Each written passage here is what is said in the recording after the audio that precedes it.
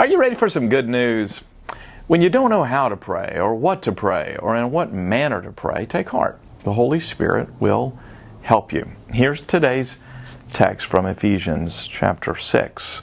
Praying at all times in the Spirit, with all prayer and supplication. To that end, keep alert with all perseverance, making supplication for all the saints. Ephesians 6:18.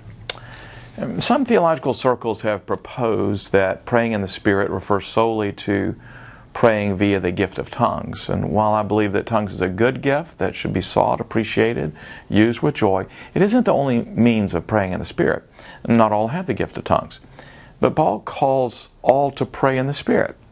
So in coming days, we'll learn more about the variety of ways that we can pray in the Spirit. But the beginning of understanding what it means to pray in the Spirit is accepting Paul's words in Romans chapter 8 at verse 26, where Paul reminds us there, likewise the Spirit helps us in our weakness, for we do not know what to pray for as we ought, but the Spirit Himself intercedes for us.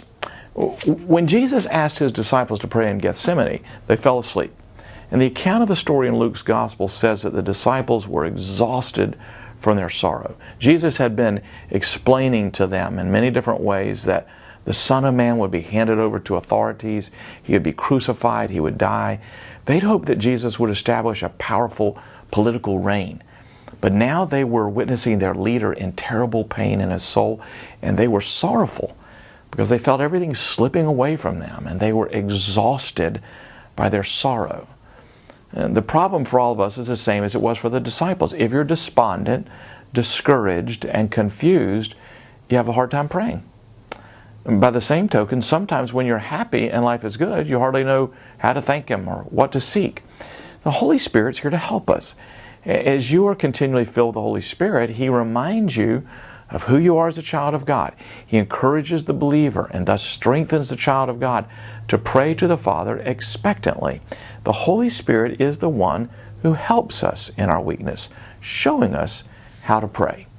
And that's the gospel. That's today's daily devotional, and if you haven't yet heard this important message about what it really means to pray in the Spirit, sure hope you'll get it. It's free. It's at sharingthelight.org.